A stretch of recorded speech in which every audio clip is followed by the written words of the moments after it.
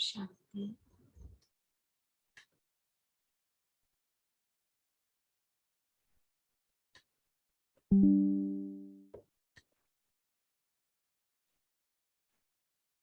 छः आठ 1970 के अव्यक्त महावाक्य बाबा के मुरली पढ़ रहे थे।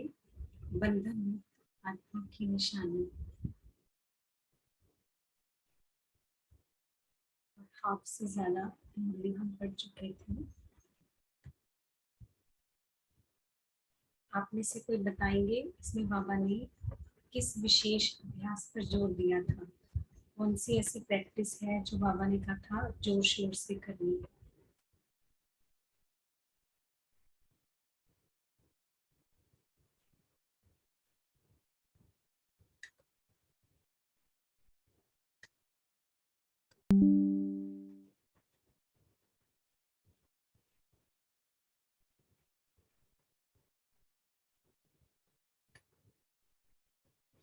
देह से न्याला बनने की। हाँ जी। तो बाबा ने कहा था अभी अभी देह का आधार लिया और अभी अभी देह से न्यारे हुए। और बाबा ने एग्जाम्पल दिया था जैसे किसी स्थूल जगह पे प्रवेश करते हैं, इसी तरह से मैं आत्मा इस शरीर में प्रवेश होकर इस शरीर का आधार लेकर ये कर्म कर रही हूँ। ये अभ्यास बाबा ने कहा था बहुत ज्यादा करना चाहिए। तो आगे बढ़ते हैं मुरली। पार्टी से मुलाकात बाबा की। बाबा बोले सम्मेलन कर रही हूँ। सम्मेलन का अर्थ क्या है? सम्मेलन का अर्थ क्या है? सर्व आत्माओं का मिलन। सर्व आत्माओं का मिलन। सर्व आत्माओं का मिलन किससे कराएंगे? बाप से। आजकल समय कौन सा है? आजकल समय कौन सा है? संपूर्णता का समय समीप आने का है। तो वर्तमान समय के प्रमाण निश्चित हुई पड़ी है। समय के प्रमाण निश्चित है, संपूर्णता का ही समय है, तो संपूर्णता तो आनी है, समीप तो आना ही है। जैसे कल पहले भी पुरुषार्थ निमित्त मात्र कराया था, ऐसे ही नहीं कि पुरुषार्थ आज और प्राप्ति कब हो जाएगी। नहीं, अभी अभी पुरुषार्थ, अभी अभी प्राप्ति, ऐसा पुरुषार्थ है। आज बाबा पुरुषार्थ की चेकिंग करा रहे हैं। अभी अभी पुरुषार्थ और अभी अभी प्राप्ति। देखो हम ब्राह्मण जीवन में क्या पुरुषार्थ करते हैं? हमारे पुरुषार्थ का क्या क्या पार्ट है? मुरली पढ़ना भी पुरुषार्थ है, मनन चिंतन करना भी पुरुषार्थ है, अमृत वेला करना भी पुरुषार्थ है, ट्रैफिक कंट्रोल करना भी पुरुषार्थ है, अपनी चेकिंग करना भी पुरुषार्थ है। ये सभी पुरुषार्थ का हिस्सा है। तो हम क्या हमें अनुभव होता है कि उसी समय हमें प्राप्ति हुई? ये बाबा पूछ रहे हैं कि अभी अभी पुरुषार्थ, अभी अभी प्राप्ति, ऐसा पुरुषार्थ है। जब स्वयं प्राप्ति स्वरूप बनेंगे तब अन्य अनेक आत्माओं को प्राप्ति करा सकेंगे। जब स्वयं प्राप्ति स्वरूप बनेंगे तब अन्य अनेक आत्माओं को प्राप्ति करा सकेंगे। प्राप्ति का जब स्वरूप बनेंगे। अगर स्वयं प्राप्ति स्वरूप नहीं होंगे तो अन्य को कैसे प्राप्ति करा सकेंगे? जब स्वयं प्राप्ति स्वरूप नहीं होंगे तो अन्य को कैसे प्राप्ति करा सकेंगे? अब नहीं कराएंगे तो कब कराएंगे? सुनाया था ना कि कब शब्द भी खत्म, हर बात में अब हो। क्योंकि बाबा ने बताया हुआ है कि आने वाले समय में परिस्थितियां भी ऐसी हो जाएंगी कि पुरुषार्थ ही नहीं कर पाएंगे। परिस्थितियां इतनी हलचल वाली होंगी कि पुरुषार्थ का फिर समय नहीं रहेगा। तो बाबा कहते कब शब्द भी खत्म, हर बात में अब हो। इतना परिवर्तन वाणी, कर्म और संकल्प में लाना है। वाणी में भी लाना है, कर्म में भी लाना है और संकल्प में भी लाना है कि हर बात में अभी करना है। संकल्प में भी यही आए, अभी करना है।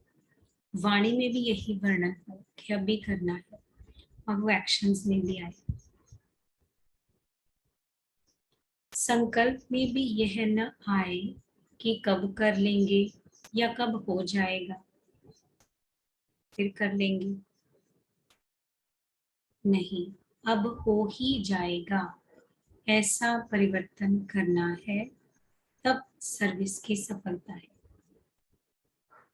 ना। बाबा कहते संकल्प में भी ये नहीं आए कि फिर कर लेंगे, कब कर लेंगे या कब हो जाएगा। कोई चेंज है, कोई कमी है जो दिखाई देती है, तो उसको पोस्टपोन नहीं करें कि फिर कर लेंगे तो हो जाएगी। अब हो ही जाएगा, उसको करना ही है।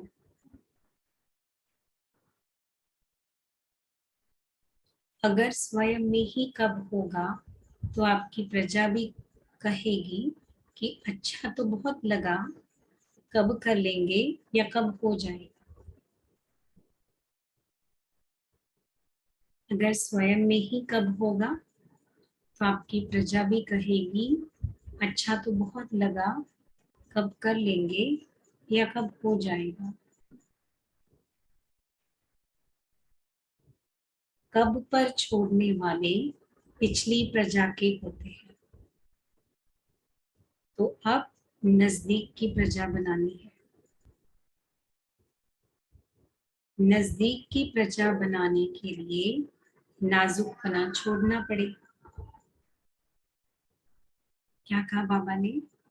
नजदीक की प्रजा बनाने के लिए नाजुकपना छोड़ना पड़े। नाजों से चलना छोड़ राजों से चलना है।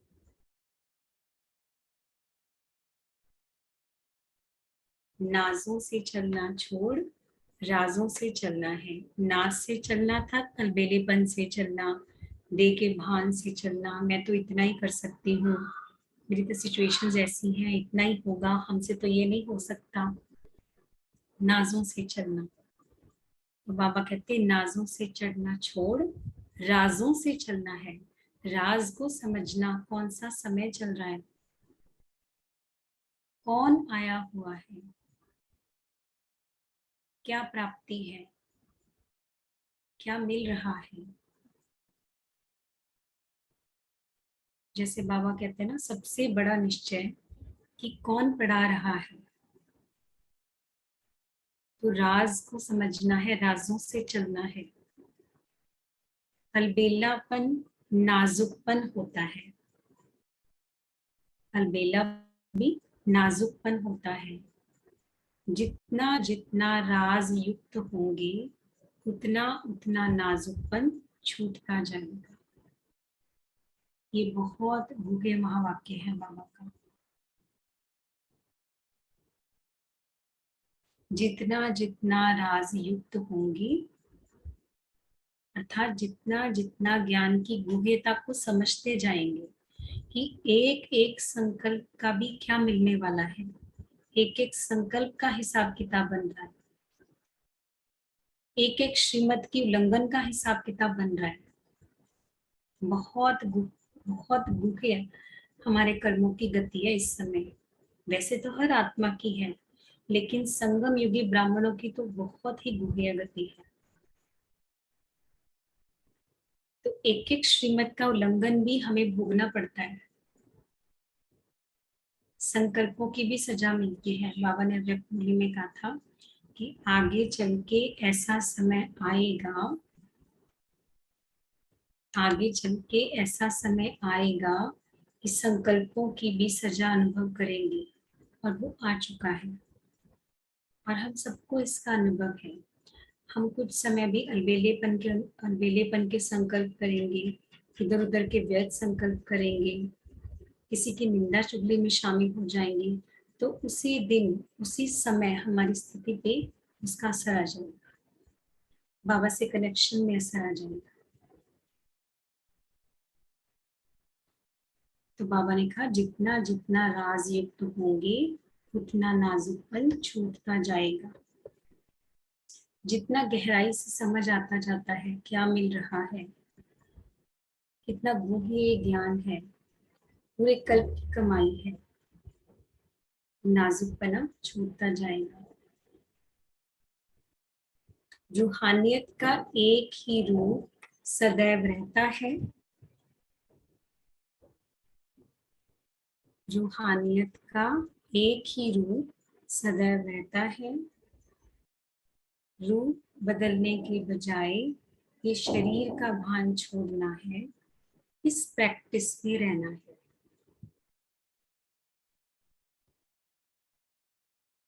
फिर से बाबा उसी बात पर फोकस कर रहे हैं कि किसकी हमें प्रैक्टिस में रहना है, इस शरीर का भान छोड़ना है।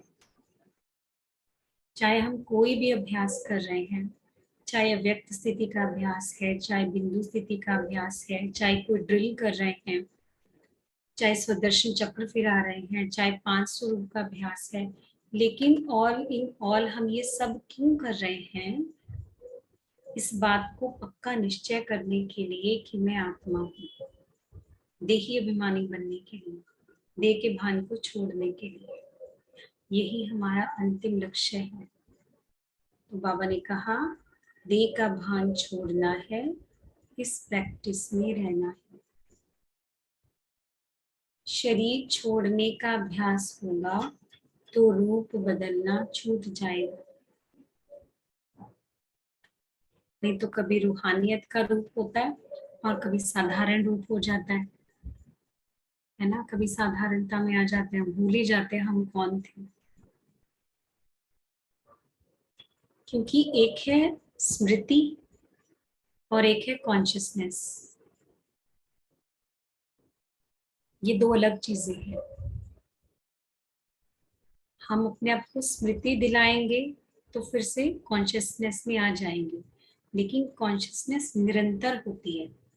जैसे हमारी देह की कॉन्शियसनेस पक्की हो चुकी है, अभी हमें बार बार अपने को याद नहीं दिलाना पड़ता कि मैं देह हूँ, मैं देह हूँ, मैं अनुराधा हूँ, मैं लड़की हूँ, नहीं दिलाना पड़ता ना, पक्की हो चुकी है ये स्मृति। किसमें बदल चुकी है? कॉन्शियसनेस में। अभी वो कॉन्शियसनेस अपने आप काम कर रही है, स्मृति से उसको चेंज करते हैं। इसलिए सोल कॉन्शियसनेस बनानी है हमें, सिर्फ स्मृति नहीं दिलानी कि मैं आत्मा हूँ, लेकिन वो कॉन्शियसनेस ही पक्की हो जाए। इसको बाबा कहते हैं शरीर छोड़ने का अभ्यास, अर्थात ये कॉन्शियसनेस को पक्का करना कि मैं आत्मा हूँ। और ये सिर्फ सिटिंग योग से नहीं होगा, इसमें कर्म योग भी बहुत महत्वपूर्ण है। बार बार अटेंशन देना भी बहुत महत्वपूर्ण है, बीच बीच में चेकिंग करना भी बहुत महत्वपूर्ण है कि अभी पिछले 1 घंटे में, या चलो हम अभी ऑफिस से आए तो अभी देखें पूरा समय में हम कितना समय इस स्मृति में रहे कि मैं सिर्फ यहाँ पे एक्टर हूँ, इस शरीर में बैठ के मैं एक्ट कर रही हूँ, मैं ये प्रोफेशन नहीं हूँ।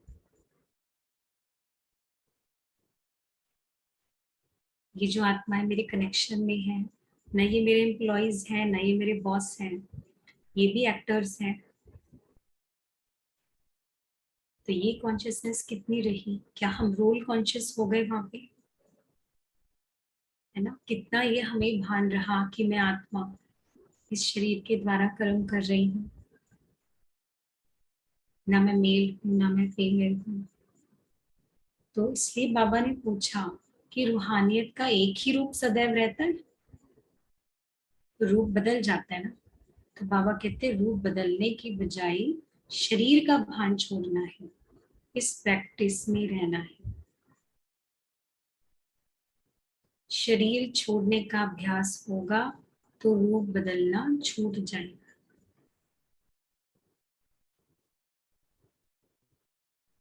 पढ़ाई में भी रेगुलर होना मुख्य बात होती है। अभ्यास की बात की ना बाबा ने, शरीर छोड़ने का अभ्यास होगा जब घड़ी घड़ी। तो बाबा कहते पढ़ाई में भी रेगुलर होना मुख्य बात होती है। वह भी सिर्फ आने में नहीं कि सिर्फ आ गए हम, है ना। बच्चा सिर्फ स्कूल आ रहा है, उसका यही रेगुलर होना काफी नहीं है। हर बात में रेगुलर, वो टीचर को रिस्पॉन्स भी करे, अपना होमवर्क भी रेगुलर करे ना, सारी एक्टिविटीज में भी रेगुलर पार्टिसिपेट करे। तो हर बात में रेगुलर, सिर्फ आना ही काफी नहीं है। सिर्फ आने में नहीं, लेकिन हर बात में रेगुलर। जितना रेगुलर उतना ही रूलर बनेंगे। अब ये कितना महत्वपूर्ण है। ब्राह्मण जीवन गॉडली स्टूडेंट लाइफ है। हम कितने रेगुलर हैं इस जीवन में, हम देखें। सब अभ्यास में भी रेगुलर, न सिर्फ मुरली पढ़ने में, न सिर्फ सेंटर जाने में, न सिर्फ अमृत वेला में। अमृत वेला में भी रेगुलर होना बहुत जरूरी है। हर बात में रेगुलर होना जरूरी है ना। मनन चिंतन में, बीच बीच में ट्रैफिक कंट्रोल में, जो जो ड्रिल्स बाबा हमें बताते हैं, तो बाबा कहते हैं जितना रेगुलर होंगे उतना ही रूलर बनेंगे। अदरवाइज हम क्या करते हैं, किसी एक दो महीना तो बहुत अच्छे से पुरुषार्थ करते हैं, सब कुछ करेंगे, फिर उसके बाद एकदम से सब कुछ ही छोड़ देते हैं। कोई परिस्थिति आ गई, सब कुछ ही छोड़ दिया।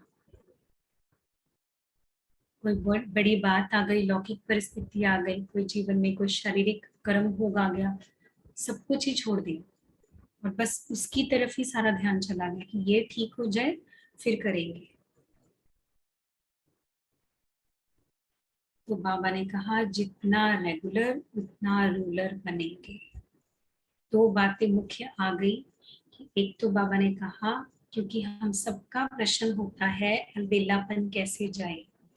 ब्राह्मण जीवन में कुछ ना कुछ अलबेलापन आता रहता है, तो वो कैसे जाएगा। बाबा ने कहा जितना जितना राज युक्त होंगे उतना उतना नाजुकपन छूटता जाएगा कि इससे मुझे क्या मिल रहा है और न करने से मुझे क्या लॉस हो रहा है। ज्ञान की गहराई, कौन हमें पढ़ा रहा है, क्या बना रहा है, कौन सा समय चल रहा है, मैं कौन हूँ। जितना इन राजों को गहराई से समझते जाएंगे नाजुकपना छूटता जाएगा। और दूसरा, जितना रेगुलर रहेंगे उतना ही रूलर यानी कि स्वयं के ऊपर हम राज्य कर पाएंगे। तो क्या करना पड़े, सभी बातों में रेगुलर। अमृत वेले उठने से लेकर हर कर्म, हर संकल्प और हर वाणी में भी रेगुलर। एक भी बोल ऐसा न निकले जो व्यर्थ हो। कहाँ तो बहुत अच्छी स्थिति थी, बहुत अच्छा अमृत वेला किया, सेंटर गए, बहुत अच्छा स्थिति रही, वातावरण रहा, फिर जैसे ही वर्क प्लेस पे पहुंचे एकदम से व्यर्थ में चले गए, बहुत सारा व्यर्थ कर लिया, बोल लिया, है ना। तो वो सुबह की कमाई कहाँ गई। फिर जब आएंगे तो लगेगा बिल्कुल ही खाली है हम तो। सुबह जो भरपूरता थी वो कहाँ गई। तो इसलिए रेगुलर होना बहुत जरूरी है। तो बाबा ने कहा एक भी बोल ऐसा न निकले जो व्यर्थ हो। और ये सत्य है, प्रैक्टिकली हम सब ने देखा है। कि जब तक हम इन चीजों का ध्यान नहीं रखेंगे, ये नियमों का, धारणाओं का, ये भी हमारी एक नियम है ना, व्यर्थ में ना जाना, मर्यादाओं का, हम ब्राह्मण जीवन में वो सुख, वो अतीन्द्रिय सुख अनुभव नहीं कर सकते। जो जिसको बाबा कहते हैं ब्राह्मण जीवन मौजों का जीवन है, वो हर पल की मौज अनुभव नहीं हो सकती जब तक हम इतना टेंशन देकर नहीं चलते हैं। तो बाबा कहते हैं हर बात में रेगुलर, एक भी बोल ऐसा ना निकले। ओम शांति। वाणी में रेगुलर मतलब वाणी से ज्ञान रतन निकले, मतलब समर्थ बोल हो। यस, बिल्कुल व्यर्थ नहीं हो। ठीक है। इस दुनिया के जो बड़े आदमी हैं, अभी देखो बाबा आगे क्लैरिफाई भी करते हैं ना, इस दुनिया के जो बड़े आदमी हैं वह लोग जब स्पीच करते हैं तो उन्हों के बोलने के शब्द भी फिक्स किए जाते हैं, है ना, फिक्स होते हैं शब्द भी। आप भी बड़े से बड़े आदमी हो ना, तो आपके बोल भी फिक्स होने चाहिए, माया की मिक्स ना हो। ऐसे रेगुलर बनने वालों की सर्विस सफल हुई पड़ी है। और जैसे एक बार जब बात चली थी तो तन्वी बहन ने बहुत अच्छी बात कही थी कि जैसे कर्म का, संकल्पों का असर कर्म पे है, तो कर्म का भी संकल्पों पे असर है, अवश्य है ना। वो संस्कार पक्का होता जाता है, संकल्प भी वैसे आते ही जाते हैं, अनकॉन्शियसली चलते ही जाते हैं, वो साइकिल टूटता ही नहीं है। तो कर्मों के द्वारा उस साइकिल को तोड़ना जरूरी है। तो आज बाबा वाणी के ऊपर, और हमने ये देखा बहुत बहुत अंतर आ जाता है जब हम वाणी में व्यर्थ को खत्म करते हैं, बहुत अंतर आता है अवस्था में। और अटेंशन देना पड़ेगा हम क्या क्या व्यर्थ बोल रहे हैं, क्योंकि जो दुनिया की आत्मा है वो तो बहुत कुछ व्यर्थ डिस्कशंस करेंगी, आपके आसपास ही हो रहा होगा वो डिस्कशन, आप बैठे होंगे आपके सामने ही हो रहा होगा, लेकिन उस समय अपने मन को उससे डिटैच रखना। यहाँ पे हमें परख चाहिए, मुझे यहाँ बोलना है या नहीं बोलना है, क्योंकि कई बार हम सोचते हैं थोड़ा सा बोले, थोड़ा सा बोलने के चक्कर में हम पूरा ही उस, है ना, सिचुएशन में, इस बातचीत में इन्वॉल्व हो जाते हैं पूरी तरह से, और फिर ये कॉन्शियसनेस एकदम भूल जाती है कि हमें तो इससे बच के रहना था। तो अपने आप को यहाँ पे बचाना बहुत जरूरी है। बहुत एनर्जी वेस्ट होती है हमारी व्यर्थ बोल से। हम कर्म करके इतना नहीं थकते, अगर हम जॉब पे जाते हैं या कुछ और भी कर्म करते हैं पूरा दिन में, हम उससे नहीं थकते, हम व्यर्थ से थकते हैं हमेशा। तो ये प्रैक्टिकली करके ही पता चलता है कि जब हम जीवन में व्यर्थ को निकालेंगे, व्यर्थ बोल को, व्यर्थ कर्मों को, व्यर्थ की इन्वॉल्वमेंट जहाँ मेरी जरूरत नहीं है, तो हम देखेंगे हमारे पास बहुत समय भी बचेगा पुरुषार्थ के लिए, और बहुत एनर्जी भी हमारी सेव होगी।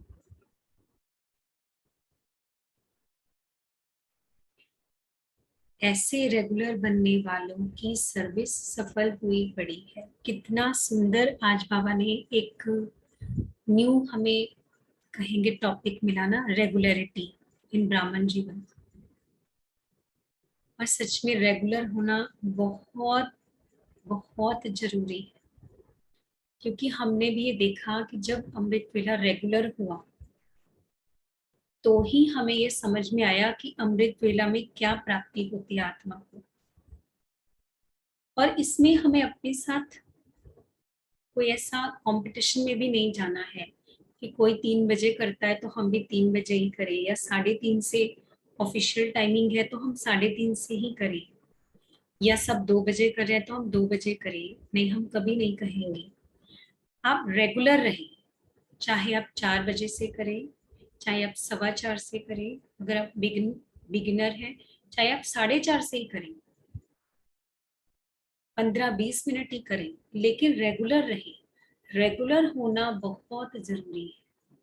पहले रेगुलरिटी को बनाए रखें, 1 महीना 2 महीना रेगुलर करें, चाहे आप 4:30 से ही करें 5 बजे तक, लेकिन वो रेगुलर करना है, वो मिस नहीं करना है मुझे।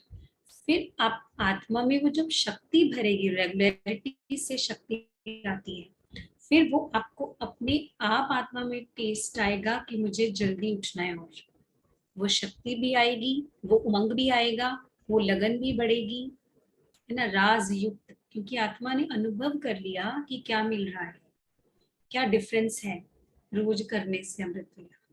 तो वो अपने आप भी फिर जल्दी उठेगी, फिर धीरे धीरे टाइम जल्दी हम कर सकते हैं।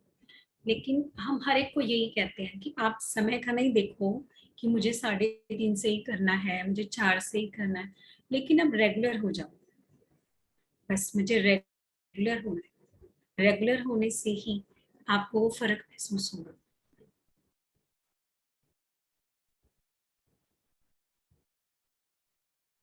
तो बाबा ने कहा ऐसे रेगुलर बनने वालों की सर्विस सफल हुई पड़ी है। सम्मेलन का हर कार्य करते भी यह कभी नहीं भूलना कि हम विश्व के आगे साक्षात्कार मूर्त हैं।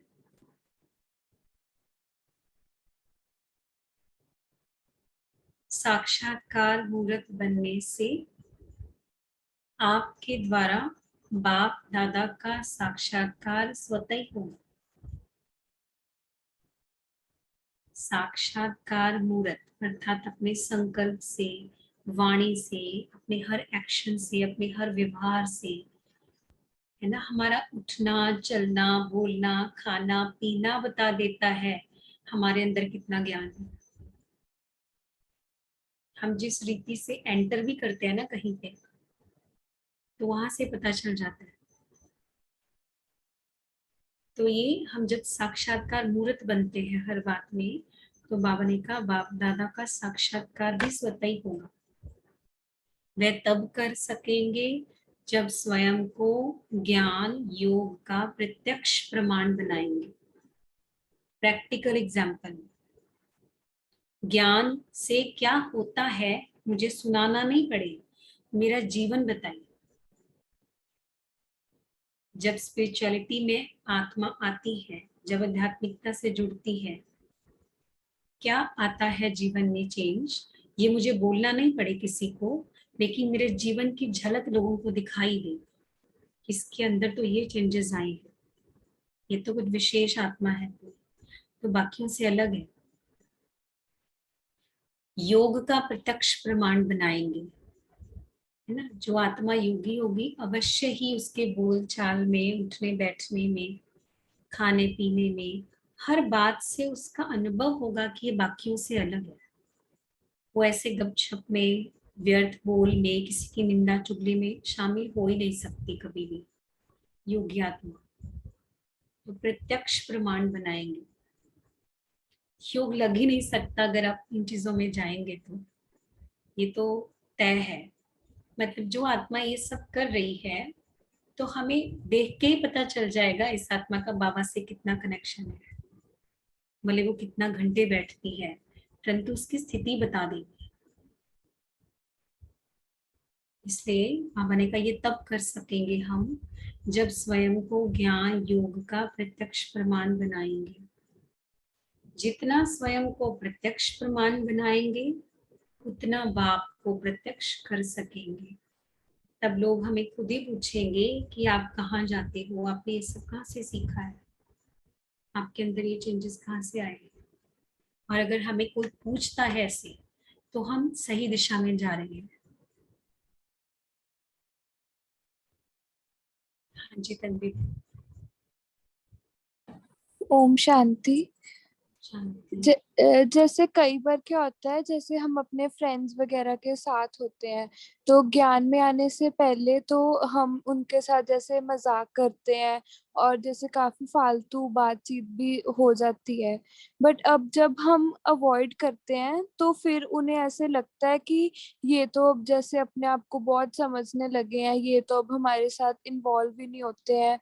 तो वो फिर वो ऐसे सुनाते हैं कि उधर जाने की वजह से ही तुम ऐसे बन गए। तो उससे कैसे डील करें, क्योंकि फिर वो मतलब हमसे एकदम किनारा करने लग जाते हैं। हम्म। इसमें ना जैसे हर बात में बाबा कहते हैं कि जो योग युक्त होगा वो युक्ति युक्त जरूर होगा। हमें युक्ति से चलना है। हम डायरेक्टली उनको ये भी नहीं कह सकते ना कि हम आपके साथ नहीं बैठेंगे या आप तो एक्स्ट्रा बातें करते हो, हम नहीं आपके साथ बैठेंगे, हमारी एनर्जी वेस्ट होती है। हम ये भी नहीं उनको कहना चाहिए, ये भी गलत है। पर सबसे बड़ी बात पता क्या होती है, जो मैंने एक्सपीरियंस किया, आप मन में भी उनके प्रति नेगेटिव नहीं लेके आओ कभी भी। जब आपके मन में नेगेटिव नहीं होगा उनके लिए, मतलब आप उनको नीचे और अपने आप को ऊपर समझो, ये भी नहीं करो। बस आप उनके प्रति रहम भाव रखो कि रहम है मुझे इन आत्माओं पे, कि इनको पता नहीं है कि ये गलत कर रहे हैं, इससे इनको कितना नुकसान हो रहा है। कुछ आत्माएं हैं जो हर समय अपनी समस्याओं का ही चिंतन और वर्णन करती रहती हैं, सारा दिन वो अपनी प्रॉब्लम्स का ही ढिंडोरा पीटते रहते हैं हर एक के सामने। तो रहम आता है कि ये आत्मा कितना सबके सामने रोती है धोती है, इसको नहीं पता कि इसकी अपनी एनर्जी कितना वेस्ट हो रही है। अब ये तो क्या सोच रहे हैं कि शेयर करने से दुख कम हो जाता है, दुनिया में ऐसा बना दिया शेयर करने से दुख कम होता है। लेकिन अगर ऐसा होता फिर अब तक तो आपका दुख खत्म हो चुका होता। कितने लोगों से आप सारा दिन शेयर कर रहे हो वही बातें, आपको कितना डिप्लीट कर रही है ये। तो रहम फील होना चाहिए उनके ऊपर और एक्सेप्टेंस का भाव लेके आना चाहिए उनके लिए कि जो हमें मिला वो इनको नहीं मिला, तो ये समझ भी नहीं सकते इन चीजों को। कुछ चीजों में वो हमें क्रिटिसाइज भी कर सकते हैं, खाने पीने की धारणाओं में, है ना। तो उसको एक्सेप्ट कर लो अपने मन में, उनको एकदम से रिजेक्ट भी नहीं करो कि नहीं आप गलत है हम सही हैं। तो उनको बोलिए कि ठीक है, जो आपने एक्सपीरियंस किया है आप अपनी जगह सही हो। जैसे भक्ति के लिए बाबा हमें कह देते हैं ना, तो हम किसी को ऐसे डायरेक्ट तो नहीं कह सकते ना कि भक्ति तो अंधियारे का मार्ग है, भक्ति में तो कुछ मिलता ही नहीं है। तो ये गलत। देखो हमारे स्कूल में क्या होता है, जैसे सभी टीचर्स काफी धार्मिक प्रवृत्ति के हैं हमारे स्कूल में, तो वो फास्ट वगैरह रखते हैं। फिर वो हमें भी जैसे बुलाते हैं, कथा वगैरह करते हैं तो हमें भी बुलाते हैं। तो हम उनको मना नहीं करते कि हम नहीं बैठेंगे, हम बैठते हैं, सिर पे पल्लू लेते हैं, आराम से कथा सुनते हैं, हाथ जोड़ते हैं, सब कुछ करते हैं। अब आप मन में क्या कर सकते हो, बाबा को याद कर लो। इसमें क्या है, अगर आप उनके साथ थोड़ा सा कोऑपरेट करके चलोगे, आप उनकी भावनाओं को भी रिस्पेक्ट दो। एकदम से कट नहीं करना है किसी को, ये रॉन्ग हो जाता है, हम एकदम से कट कर देते हैं। तो उनकी भावनाओं को जब आप एक्सेप्ट करोगे ना, तो धीरे धीरे वो भी आपको एक्सेप्ट करेंगे। और दूसरी बात है, आपके प्रैक्टिकल चेंज आप में कितना आ रहा है, ये सबसे इम्पोर्टेंट चीज है। हम सिर्फ मुख से उनको बताते रहें और हमारे जीवन में प्रैक्टिकल तो कुछ आ ही नहीं रहा, हम इरिटेट हो रहे हैं, हम गुस्सा कर रहे हैं, किसी ने हमसे ठीक से बिहेव नहीं किया, हमने उसको 4 बातें सुना दी, हम भी किसी के साथ निंदा चुगली में शामिल हो गए, तो वो हमें तुरंत नोटिस करते हैं कि ये भी तो वही कुछ कर रहे हैं। अपने आप को ये कहते हैं कि हम स्पिरिचुअल हैं। तो हम जितना अपने स्वमान में भी रहेंगे तब वो हमको सम्मान देंगे, और सिचुएशंस के समय वो हमें नोटिस नहीं करते हैं। हम सिचुएशन के समय कितना स्टेबल है, ये बहुत बड़ा हमारा एक प्रत्यक्षता का समय होता है। हमारी जो सिचुएशंस है ना, वो ही हमारी प्रत्यक्षता कराती है एक्चुअल में। ज्ञान सुनाने से नहीं होगा फर्क, लेकिन आपकी कोई बड़ी सिचुएशन आई आपके सामने और आपने बहुत शांति से, प्यार से, पेशेंस से उससे डील किया, तब वो आपको मानेंगे कि आप जहाँ जाते हो वहां कुछ स्पेशल सीख के आ रहे हो। क्योंकि उनके अंदर वो शक्ति नहीं है, वो उसको अनुभव करेंगे कि हमारे अंदर ये शक्ति नहीं है। तो ये चीजें जो है ये हमें अपने आप अनुभव कराती है उन आत्माओं को, क्योंकि हमारे साथ भी ये हुआ था। शुरू शुरू में हमें बहुत क्रिटिसाइज किया गया था कि आपने ऐसे लहसुन प्याज छोड़ दिया है ना, इतनी छोटी उम्र में आप ऐसा कर रहे हो। लेकिन हमने उस समय यही सोचा कि देखो इनकी गलती नहीं है, अगर मैं इनकी जगह होती तो मैं इससे भी ज्यादा क्रिटिसाइज करती। तो ये अपनी जगह सही है। तो हमने भी उनको यही कहा कि आप अपनी जगह सही हो, हम आपको गलत नहीं कहते, लेकिन जो हमने एक्सपीरियंस किया है वो हम अपने एक्सपीरियंस के आधार से चल रहे हैं। फिर जैसे कि बताया कि उनसे हमने कट ऑफ नहीं किया, है ना, जैसे जहाँ पे जाना था वहां पे गए, उनके उसमें शामिल भी हुए, किसी को कॉन्ग्रेचुलेट करना, किसी के सुख दुख में शामिल होना, वो भी सब कुछ अच्छे से करना है। फिर धीरे धीरे जब उन्होंने देखा कि चेंजेस इस तरह के आए हैं, ये क्रिटिकल सिचुएशंस में भी बहुत स्टेबल रहते हैं, अभी वो खुद इस चीज को बहुत कहते हैं कि आप हमेशा शांत और स्टेबल रहते हो, आपके अंदर पेशेंस है बहुत, हमारे अंदर नहीं है।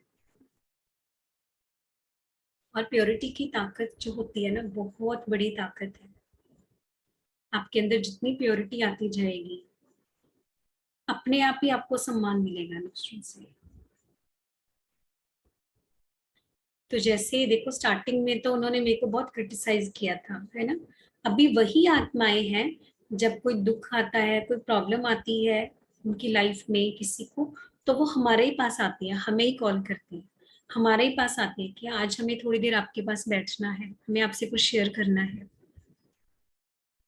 तब वहां पे जाके हमें रियलाइज होता है कि हाँ, हमने अच्छा किया कि हमने उस समय रिएक्शन नहीं दिया।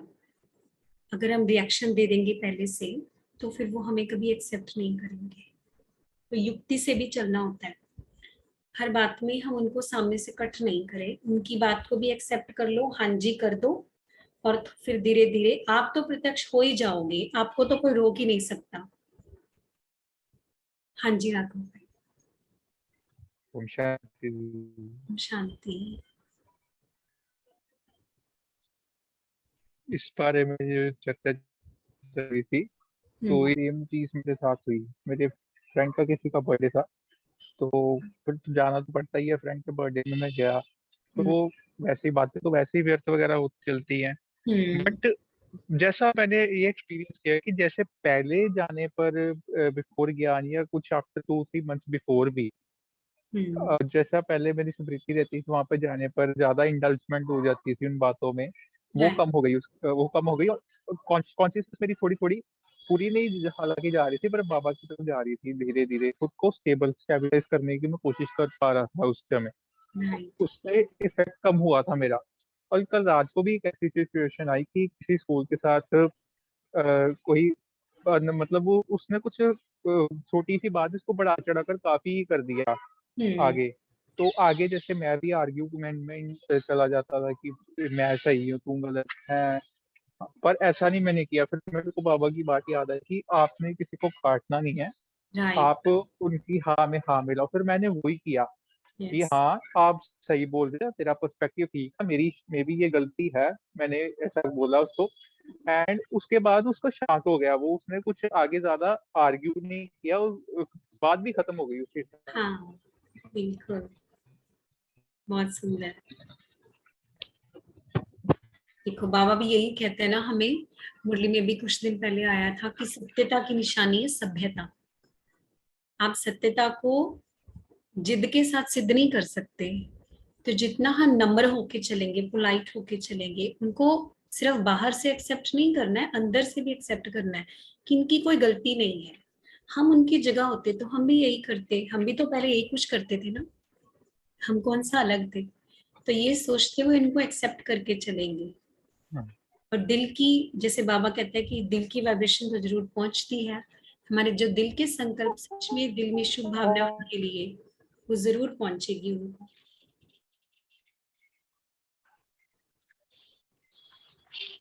मैं आने से पार्टी वगैरह में जाता था, तो काफी मतलब खा पी लेता था, ये कर लेता था। तो अब जैसे कंट्रोल आ गया, तो वो देख के भी मेरे को बोलते, तू ऐसे कंट्रोल करके ऐसे लेता है, इतना सब तेरे साथ में पड़ा हुआ है, वो ऐसा कंट्रोल करके ऐसे लेते हैं। राइट। हेलो। हाँ जी, हाँ। बिल्कुल। हमारे साथ भी ऐसा ही होता है, जब स्कूल में कोई पार्टी वगैरह होती है तो क्योंकि सब लोग खाना होता है, हमें तो खाना नहीं होता है, तो हम सर्व करना शुरू कर देते हैं। हम कहते हैं कि आप बैठ जाओ, हम सर्व कर देते हैं। तो कितना अच्छा लगता है, हर एक को इतने प्यार से सर्व करना, खिलाना, है ना। एक फैमिली एनवायरनमेंट भी होता है वहां पे, तो अच्छा लगता है, कितना अच्छा लगता है। बजाय कि हम कहें कि हम तो यहाँ आएंगे ही नहीं क्योंकि हमें कौन सा खाना है, वो भी ठीक नहीं है, है ना। हम वहां जाए ही नहीं, सबने बुलाया, एक जगह पार्टी हो रही है, सब लोग अच्छे से एंजॉय करें, और हम कहें कि क्योंकि हमें खाना नहीं है तो हम तो आएंगे ही नहीं। तो ये भी गलत हो जाता है कि फिर उनको ये ऐसा लगता है कि ना इनको हमारे सुख से कोई ना लेना देना है, ना हमारे दुख से इनको कोई लेना देना है। तो सिर्फ खाने की बात नहीं है, लेकिन दिल से तो हम उनसे जुड़ सकते हैं, व्यर्थ से नहीं जुड़ना है, लेकिन दिल से तो जुड़ना है। बिल्कुल। ठीक है जी, आज की बहुत अच्छी मुरली। बहुत थोड़ा सा हमने पढ़ा, लेकिन कितने महत्वपूर्ण पॉइंट मिले हमें। रेगुलरिटी इन ब्राह्मण लाइफ कितनी इंपॉर्टेंट है। नाजुकपना, अलबेलापना कैसे जाएगा, इसके ऊपर हमें और मनन करना है, और अपने आप को साक्षात्कार मूर्त बनाने से ही बाप का साक्षात्कार होगा। जितना हम स्वयं को ज्ञान का और योग का प्रत्यक्ष प्रमाण बनाएंगे। और विशेष बाबा ने व्यर्थ बोल के ऊपर आज ध्यान खिंचवाया है कि व्यर्थ बोल में हमें नहीं जाना है। ठीक है जी, शुक्रिया बाबा का बहुत बहुत। डायरेक्ट परम धाम से परमात्मा हमें पढ़ाने के लिए आते हैं, कितनी बड़ी बात है। और कितना उसके एक एक बोल की वैल्यू है। सोचो अगर कहीं सिर्फ एक बुक छप रही होती, ये हमें इतना सब नहीं मिल रहा होता, तो केवल एक बुक होती जिसमें परमात्मा के महावाक्य हैं, और वो बिकती, हम क्या नहीं करते उसे प्राप्त करने के लिए। कि ये भगवान के महावाक्य हैं, पढ़िए भगवान ने क्या सिखाया है, क्या बताया होगा।